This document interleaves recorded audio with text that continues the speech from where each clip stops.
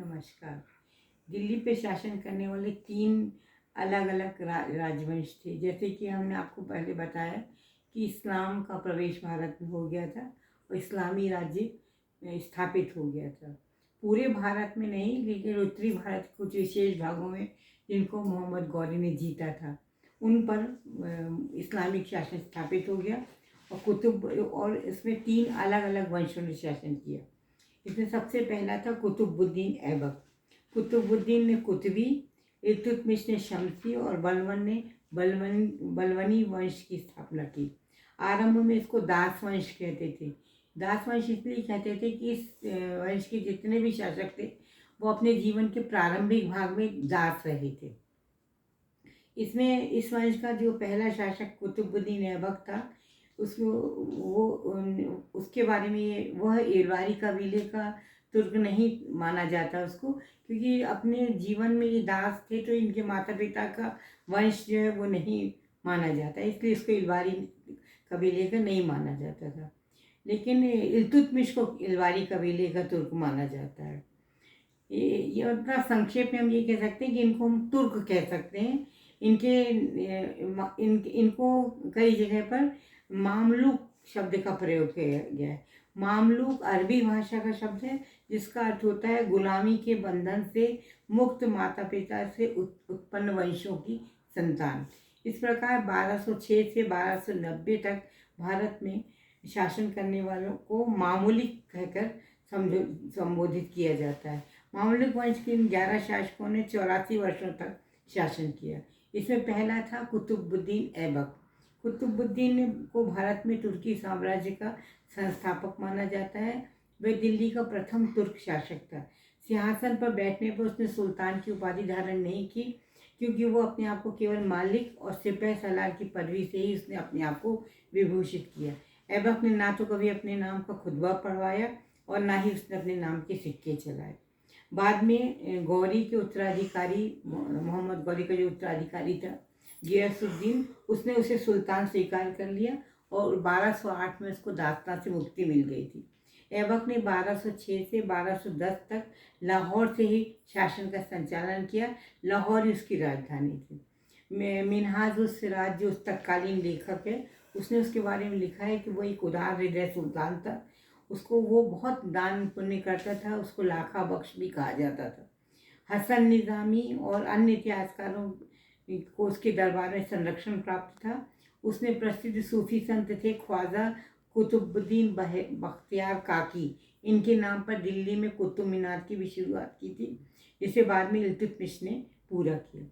लेकिन ये ज़्यादा समय तक राज्य नहीं कर पाया और 1210 में पोलो खेलते समय, जिसको हिंदी में चौगान बोलते हैं, चौगान खेलते समय इसकी घोड़े से ये गिर गया और उसकी मृत्यु हो गई।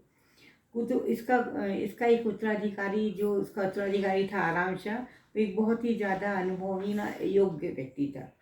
और ऐबक की मृत्यु के बाद कुछ समय उत्तराधिकारी की समस्या उत्पन्न हुई और उत्तराधिकारी के लिए उसके बाद आराम शाह को लाहौर में 1210 में सुल्तान घोषित किया गया। लेकिन आराम शाह एक अक्षम और आराम तलब व्यक्ति था। अनेक तुर्क सुल्तानों ने उसका विरोध किया और अंत में बदायूं के गवर्नर इल्तुतमिश ने, जो ऐबक का गुलाम भी था और दामाद भी था, उसने उसको गद्दी से अलग कर दिया। और उसको, वैसे भी तुर्की सुल्तानों ने उसको गद्दी पे बैठने के लिए निमंत्रण भेजा था और वो दिल्ली पहुंचा और उसने उसको वहाँ से अलग कर दिया शासन से। वो मार दिया गया और इल्तुतमिश स्वयं सुल्तान बन गया।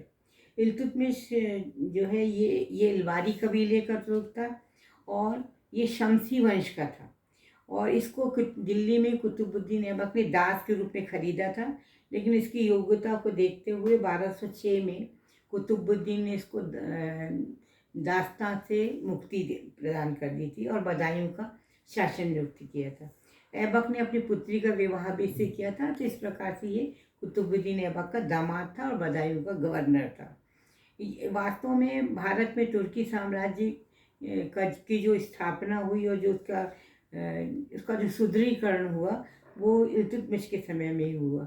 इसने कुतुब मीनार को पूरा करवाया और अपने राज्य में एकता व्यवस्था शुरू की, यानी नगद वेतन के बदले में भूमि प्रदान की जाने लगी। ये भूमि इक्ता या और जो भूमि के स्वामी रहते थे वो इक्तादार कहलाते थे। इल्तुतमिश ने चांदी के टक्का और तांबे के जीतल का प्रचलन भी किया और दिल्ली में टकसाल स्थापित की। टकों पर टकसाल का नाम लिखने की परंपरा को प्रचलित करने का श्रेय इल्तुतमिश को ही दिया जाता है। ये दिल्ली का प्रथम शासक था जिसने सुल्तान की उपाधि धारण की और बगदाद के खलीफा ने इसको सुल्तान के पद की मान्यता प्रदान की थी और इस प्रकार से ये दिल्ली का ऐसा प्रथम मुस्लिम शासक था जिसको खलीफा से मान्यता प्राप्त थी और जिसने सुल्तान की उपाधि धारण की थी। इसने 40 अमीरों का एक दल बनाया था जिसको चालीसा कहा जाता था और इन लोगों ने इल्तुतमिश के शासन में बहुत योगदान दिया। 1211 में चंगेज खां के नेतृत्व में मंगोल सेना किसी ख्वारिज्म के राजकुमार का पीछा करते हुए दिल्ली की सीमा तक आ गई थी। तो उस राजकुमार ने इल्तुतमिश से अपने देश में हिंदुस्तान में शरण मांगी थी पर उसने उसको शरण देने से इनकार कर दिया और इस प्रकार से उसने दिल्ली को मंगोलों के हमले से बचा लिया। इल्तुतमिश को भारत में गुंबद निर्माण का पिता कहा जाता है। उसने सुल्तानगढ़ी मकबरा अपने पुत्र नासिरुद्दीन महमूद की कब्र पर निर्मित कराया था।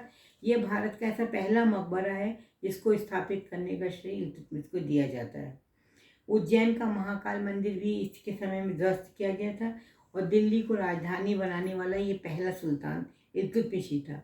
30 अप्रैल 1236 में इसकी मृत्यु हो गई और इसके शासनकाल में जो व्यक्ति न्याय चाहता था वो लाल वस्त्र पहनकर सुल्तान के सामने उपस्थित होता था।